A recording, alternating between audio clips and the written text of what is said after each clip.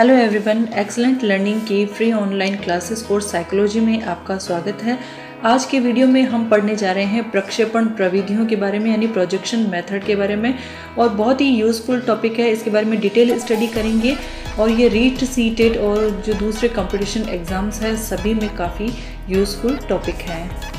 प्रक्षेपण विधियों को पहले समझ लेते हैं कि प्रक्षेपण विधियां जो होती है ये व्यक्ति के चेतन मन की क्रियाओं का और केवल बाहरी व्यवहार का मूल्यांकन करती है, समस्त व्यवहार का मूल्यांकन नहीं करती है। अब समस्त व्यवहार क्या होता है, हमने फ्राइड की थ्योरी में पढ़ रखा है कि हमारे जैसे व्यवहार का 100% हिस्सा है, उसमें से एक पार्ट यानी कि 10 में से एक पार्ट तो चेतन व्यवहार के कारण है, ठीक है, और बाकी जो 9 भाग है वह अचेतन के कारण है। तो जो अचेतन मन ही जो होता है उसके अंदर जो प्रभाव होते हैं उसी का ही इफेक्ट हमारे बिहेवियर पर पड़ता है। अचेतन मन के कारण ही हमारा बिहेवियर होता है। तो फ्राइड ये कहते हैं कि प्रक्षेपण विधियां ऐसी होनी चाहिए जो अचेतन मन का अध्ययन कर सके, जो केवल चेतन मन के आधार पर ही व्यक्तित्व का मापन नहीं करे, क्योंकि वह तो एक बहुत छोटा सा हिस्सा होता है। हमें एक बहुत बड़े हिस्से का अध्ययन भी करना चाहिए, क्योंकि उसी के कारण ही हमारा व्यवहार प्रभावित होता है। तो इस तरह से प्रक्षेपण विधि एक ऐसी यांत्रिक विधि होती है कि ऐसी यांत्रिक क्रिया है जिसके द्वारा व्यक्ति जो अपनी दमित इच्छाएं हैं, अपनी अधूरी आकांक्षाएं हैं, पार्श्विक प्रवृत्तियां जिसे हम ईड कहते हैं, कुंठाएं हैं, भग्नाशय हैं, उनका वह चित्र को देख करके प्रक्षेपण कर दे, वाक्यों को देख करके प्रक्षेपण कर दे। तो ये इस तरह की एक यांत्रिक विधि है और उसके व्यक्तित्व का मापन किया जा सके।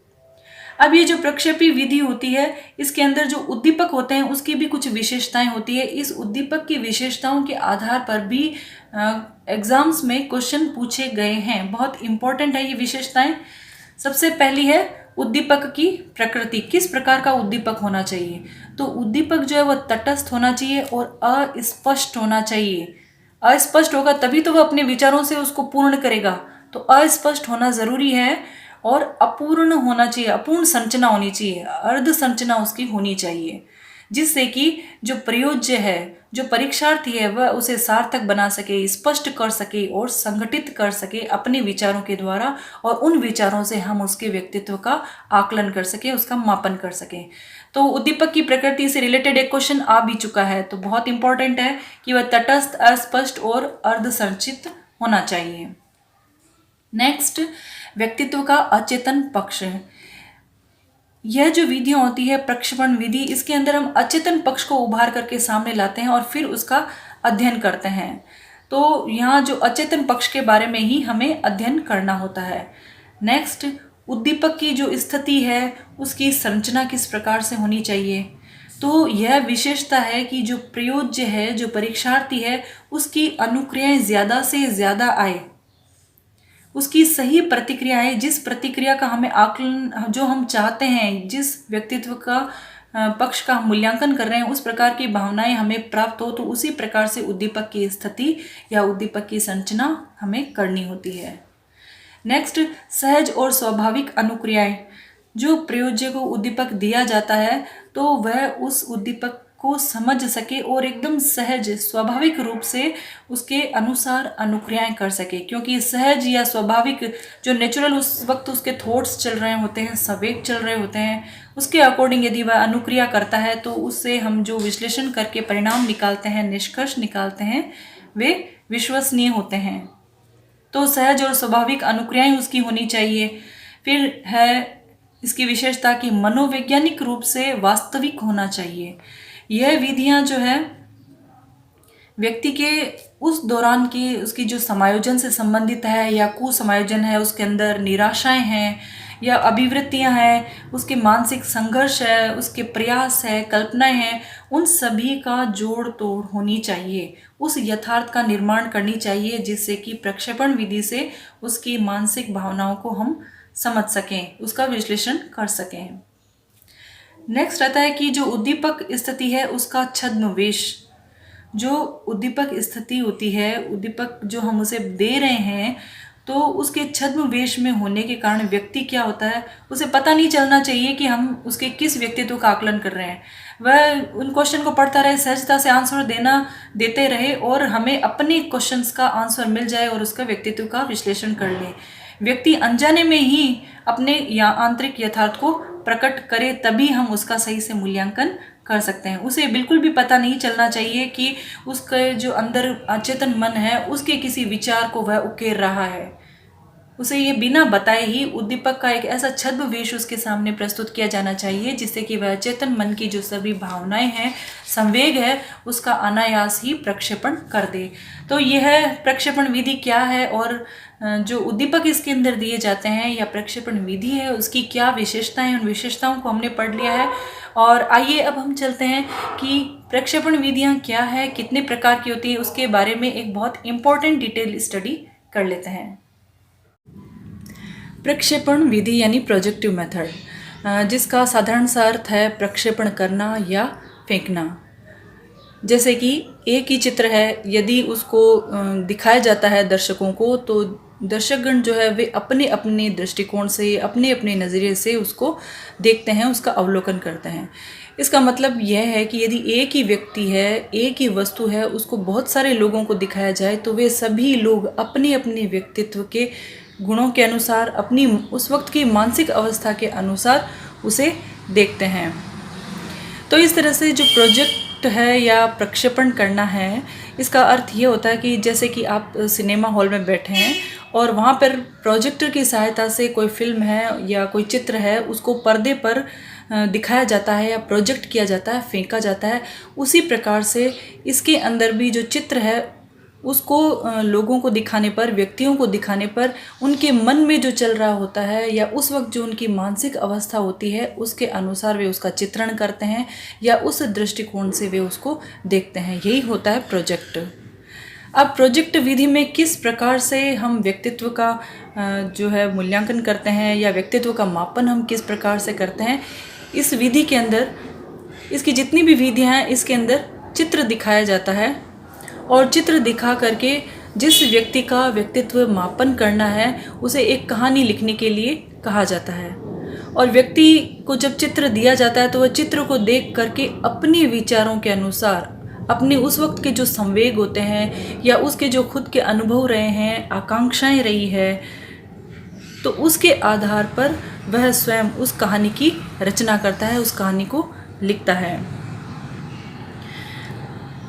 अब परीक्षक वो उस कहानी को पढ़ता है, उसका विश्लेषण करता है और उस कहानी से उसकी जो मानसिक दशा होती है, उसके व्यक्तित्व के जो गुण होते हैं उसके संबंध में निष्कर्ष निकालता है।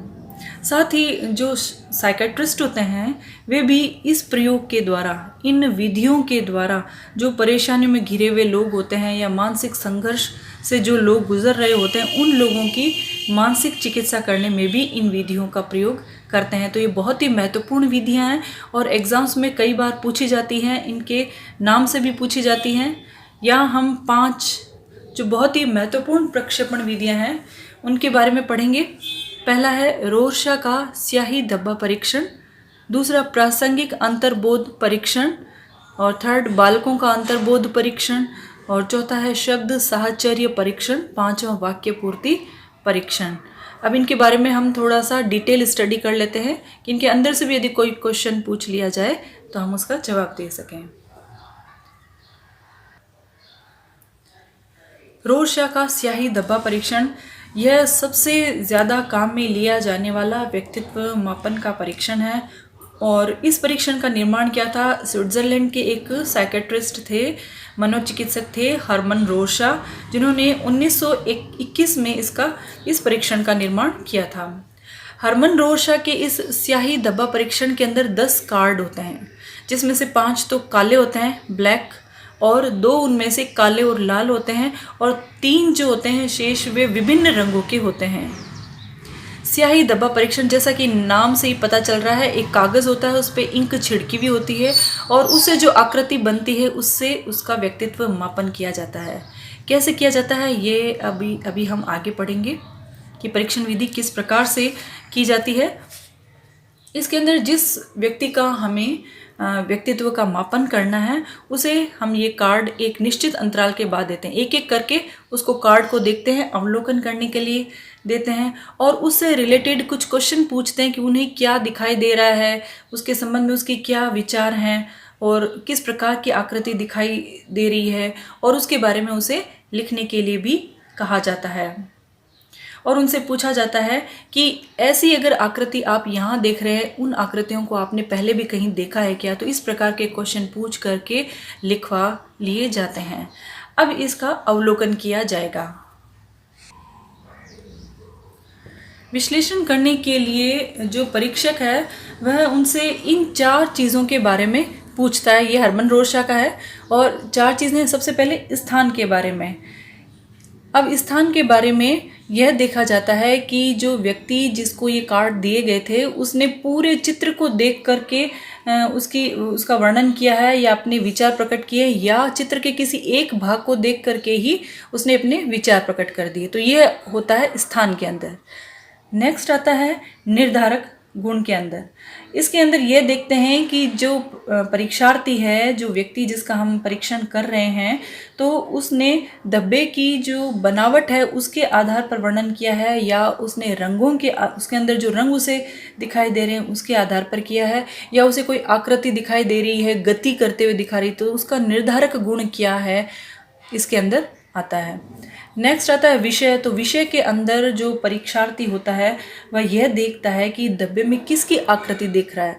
वह किसी जानवर की आकृति देख रहा है, मनुष्य की आकृति देख रहा है, या कोई वस्तु उसे दिखाई दे रही है, उसे प्राकृतिक कोई दृश्य दिखाई दे रहा है, क्या चीज़ उसे दिखाई दे रही है, विषय के अंतर्गत इसमें विश्लेषण किया जाता है इस संदर्भ में। फिर आता है समय और प्रतिक्रियाएं। इसके अंदर ये देखते हैं कि जो परीक्षार्थी है उसने डब्बे को देख करके जो प्रतिक्रिया की है वह कितने समय में की है, उस समय को भी नोट किया जाता है। कुछ सेकंडों में की है या मिनट लगाए हैं तो उस समय को भी नोट किया जाता है। तो इन 4 तथ्यों के संदर्भ में विश्लेषण किया जाता है। अब विश्लेषण करने के बाद निष्कर्ष निकाला जाएगा।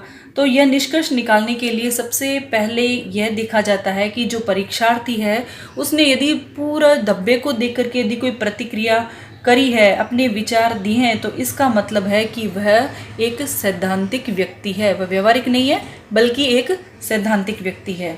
नंबर 2, यदि वह परीक्षार्थी है उसने डब्बे के किसी एक भाग की प्रतिक्रिया की है, सारी प्रतिक्रिया नहीं की है सारे चित्र को देख के, बल्कि किसी एक भाग को देख कर की है, इसका मतलब यह है कि उसका व्यक्तित्व इस तरह का है कि वह छोटी छोटी बातों में या व्यर्थ की बातों में ध्यान देने वाला उसका व्यक्तित्व है।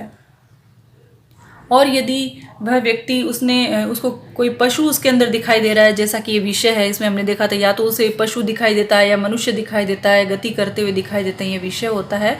यदि उसे व्यक्ति दिखाई देता है, पशु गति करता हुआ चलता हुआ दिखाई देता है, तो इसका मतलब उसका व्यक्तित्व अंतर्मुखी व्यक्तित्व है। और यदि उसने रंगों के प्रति रंग भी बताए हैं, रंगों के बारे में भी वर्णन किया है, तो इसका मतलब उसके अंदर संवेग ज़्यादा हैं। तो इस प्रकार से इन तथ्यों के आधार पर उसने जो वर्णन किया है, अपने विचार व्यक्त किए गए हैं, उसके आधार पर विश्लेषण किया जाता है और उसके व्यक्तित्व का मापन कर लिया जाता है। अब ये जो हरमन रोशा का जो परीक्षण है, इसकी उपयोगिता क्या है? तो एक तो व्यक्ति के बुद्धि का पता चलता है कि किस प्रकार की बुद्धि है, किस प्रकार से वह विचार करता है, सामाजिकता का ज्ञान होता है, अनुकूलन का ज्ञान होता है, उसकी अभिवृत्तियाँ, संवेगात्मक संतुलन किस प्रकार के हैं, व्यक्तिगत विभिन्नताएं हैं, इसका ज्ञान हरमन रोशा के इस परीक्षण से हो जाता है। तो यह है हरमन रोशा का परीक्षण। और इसमें यहाँ हम देख सकते हैं कि एक चित्र भी दिखाया गया है कि किस प्रकार से स्याही धब्बा परीक्षण होता है और किस प्रकार से व्यक्तित्व का मापन किया जाता है। यह हरमन रोशा का था। और नेक्स्ट अब आ जाता है प्रासंगिक अंतर्बोध परीक्षण यानी थैमेटिक एपर्सेप्शन टेस्ट, जिसे हम TAT के नाम से भी जानते हैं।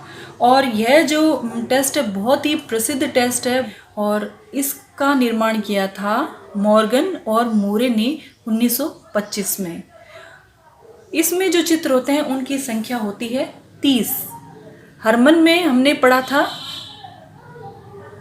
कि उसमें 10 कार्ड होते हैं, 10 चित्र होते हैं, और प्रासंगिक अंतर्बोध में 30 चित्र होते हैं, जिसमें से 10 पुरुषों के होते हैं, 10 स्त्री के होते हैं और 10 इन दोनों के होते हैं। अब इसमें किस प्रकार से इसका परीक्षण किया जाता है, ये हम संक्षिप्त में जान लेते हैं।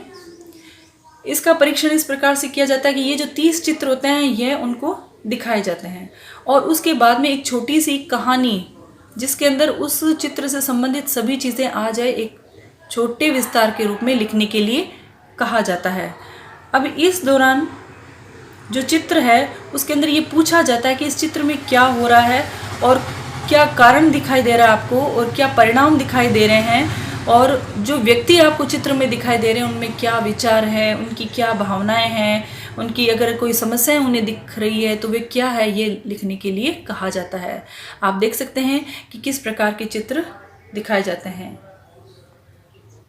अब जब परीक्षार्थी ने चित्र को देख करके एक छोटी सी कहानी लिख दी है तो परीक्षक के द्वारा उसका विश्लेषण किया जाता है।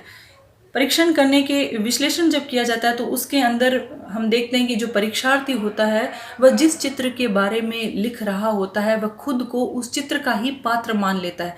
मतलब वो उस चित्र को देख करके समझने लग जाता है कि मैं ही यह व्यक्ति हूँ और वह अपनी भावनाएं, अपने विचार और जो उस समय उसके संवेग होते हैं, उस समय की जो उसकी समस्याएं होती है वह उसके अंदर लिखने लग जाता है, एक कहानी के माध्यम से उसके अंदर व्यक्त कर देता है। तो इस प्रकार से वह स्वयं का जो व्यक्तित्व है उसने उस चित्र को देख करके प्रक्षेपित कर दिया है एक कहानी के तौर पे। यह विश्लेषण हो गया और इस प्रकार जो फिर परीक्षक होता है इसका विश्लेषण करता है। विश्लेषण करने के बाद में व्यक्तित्व का मापन करता है। अब इस प्रकार की जो प्रासंगिक अंतर्बोध परीक्षण है इसकी उपयोगिता व्यक्ति की रुचियां जानने में, उसकी अभिरुचियों को जानने में, इच्छाएं हैं, उसकी आवश्यकताएं हैं, व्यक्तिगत जो संबंध किस प्रकार से है उसकी जानकारी हमें प्राप्त हो जाती है। तो यह था प्रासंगिक अंतर्बोध परीक्षण TAT टेस्ट। नेक्स्ट आता है शब्द साहचर्य परीक्षण यानी कि वर्ड एसोसिएशन टेस्ट। इस टेस्ट को दिया था गाल्टन ने और उसके बाद में फ्राइड और युंग ने भी इस तरह का परीक्षण दिया था जिसके अंदर 100 शब्दों की सूची थी। अब यह जो परीक्षण होता है इसे हम अर्ध संरचनात्मक प्रक्षेपण विधि भी कहते हैं। क्यों कहते हैं ये अभी हम जान लेंगे। इसके अंदर यहाँ हम देख सकते हैं कि उद्दीपक शब्द होते हैं।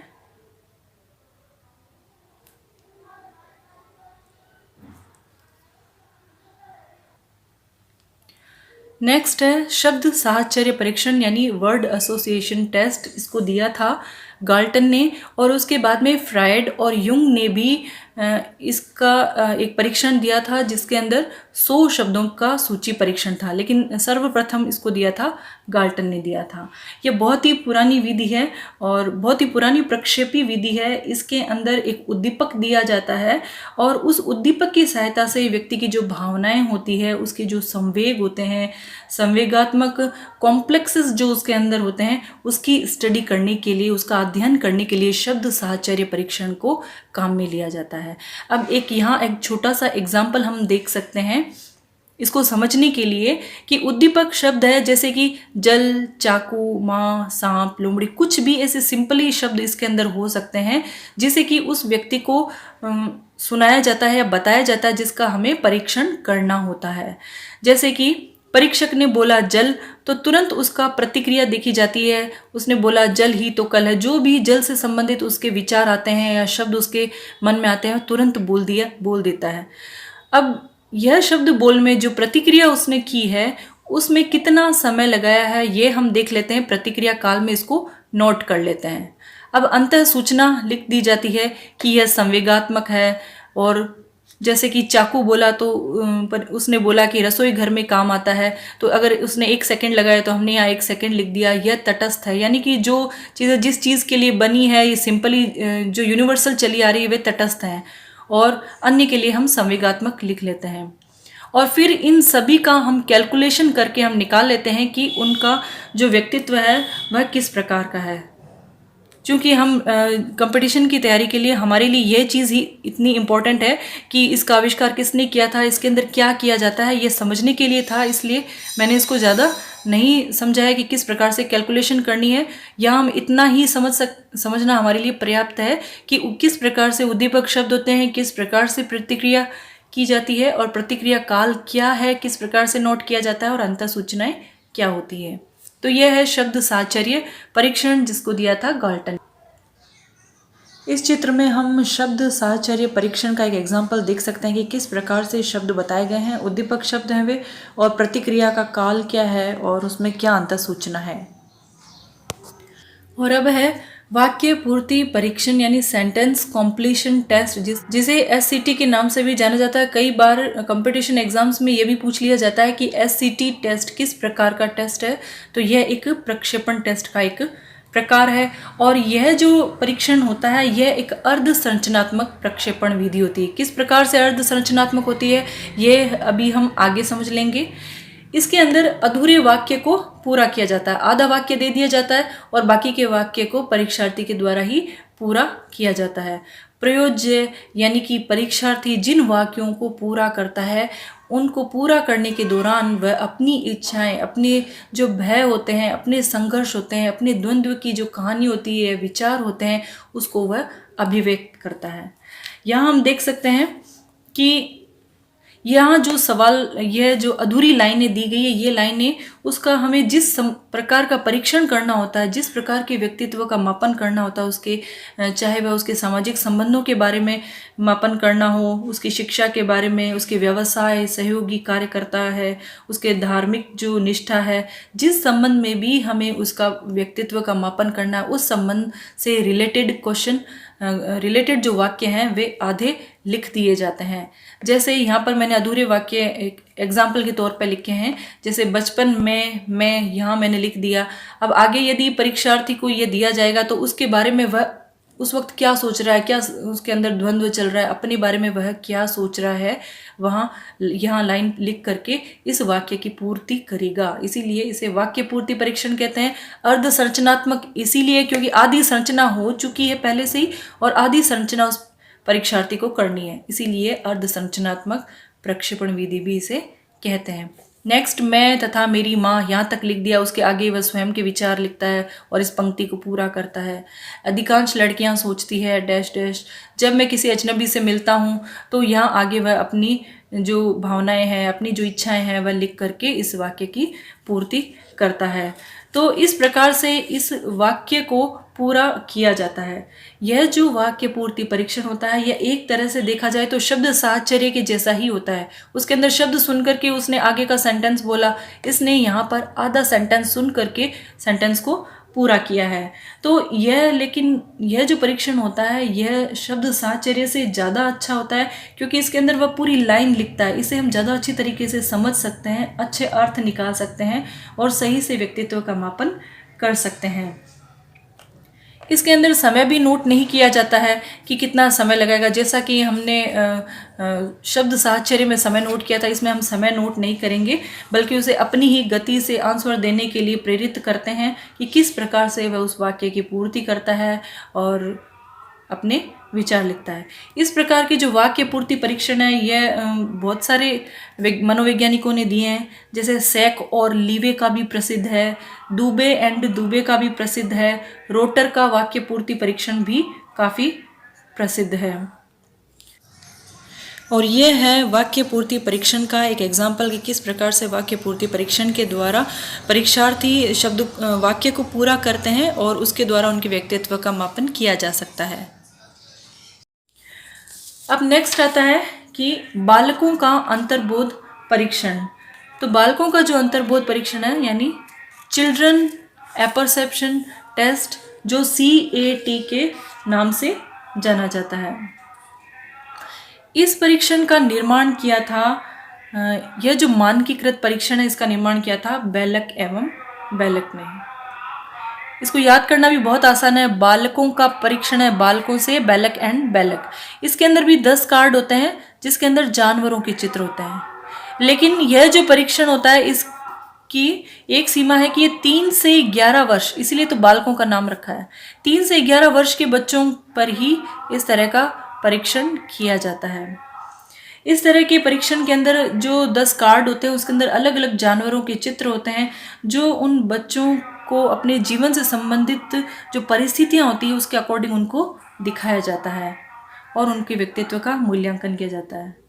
और इस परीक्षण के दौरान ये माना जाता है कि ये जो चित्र होते हैं बालकों में, जिन बालकों का हमें परीक्षण करना होता है, वे अपने अनुभवों के आधार पर अपनी भावनाओं, प्रतिक्रियाओं या उनकी जो कल्पना शक्ति होती है उनको वह जागृत करता है और वे अपनी कहानियों का निर्माण करते हैं, कहानी को उन चित्रों को देख करके लिखते हैं। और इसके अंदर उनकी दमित जो इच्छाएं हैं, जो हमारे अचेतन मन का कारण होती है, जो हमारे व्यवहार का कारण होती है, यानी कि दमित इच्छाओं और उनके जो संबंध है अपने दोस्तों के साथ, अपने रिश्तेदारों के साथ, अपने समाज में जो संबंध है, उसमें जो तनाव महसूस कर रहे हैं, खिंचाव महसूस कर रहे हैं, उनके बारे में, उनकी समायोजन संबंधी जो भी समस्याएं आती है उन बच्चों की, उसका अध्ययन करने के लिए बालकों का अंतर्बोध परीक्षण को काम में लिया जाता है। इस परीक्षण की विधि भी इसी प्रकार से है कि चित्र दिखाए गए हैं और उसने कहानी लिखी है। फिर उस कहानी को देख करके विश्लेषण किया जाता है कि बालक ने कहानी का आधार क्या माना है और उसके मुख्य पात्र क्या बनाया है और वह उससे संबंधित क्या बातें लिख रहा है। तो यह सभी चीज़ें अवलोकन किया जाता है परीक्षक के द्वारा और फिर उसके व्यक्तित्व का मापन किया जाता है।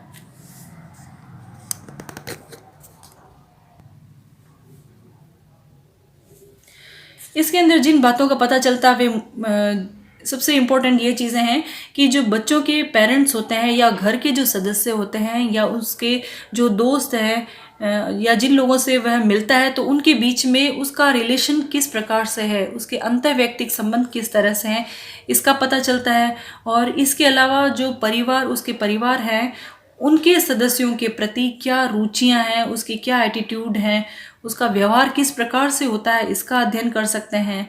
साथ ही उसकी जो रक्षात्मक युक्तियाँ यानी डिफेंस मैकेनिज्म है, किस प्रकार से वह परिस्थितियों का सामना करता है, डिफेंस मैकेनिज्म है, रक्षात्मक युक्तियों का प्रयोग करता है, इसका पता चलता है।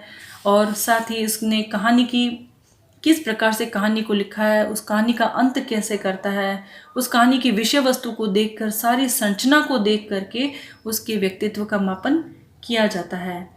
तो इस तरह से तो ये थी व्यक्तित्व मूल्यांकन की 5 विधियाँ, बहुत ही परीक्षण जो कि बहुत ही इम्पोर्टेंट है। और तो ये थी प्रक्षेपण विधि की 5 परीक्षण विधियाँ जो बहुत इम्पोर्टेंट है, बहुत क्वेश्चन पूछे जाते हैं क्योंकि ये बहुत ही प्रभावशाली विधि है व्यक्तित्व मापन के लिए। तो व्यक्तित्व मापन का नाम आते ही इनके बारे में क्वेश्चंस ज़रूर पूछ लिए जाते हैं। इनका परीक्षण कैसे किया जाता है, किन के द्वारा किया गया है और कितने कार्ड होते हैं, तो यह परीक्षा की दृष्टि से बहुत ही इम्पोर्टेंट टॉपिक है। सो स्टूडेंट्स, व्यक्तित्व का जो टॉपिक है वो अब कंप्लीट हो चुका है और इससे रिलेटेड जो क्वेश्चंस हैं जो कंपटीशन एग्ज़ाम्स में पूछे गए हैं उन क्वेश्चंस को सॉल्व करेंगे हम अपने नेक्स्ट वीडियो में। Till then keep learning, keep watching excellent learning videos. Thank you.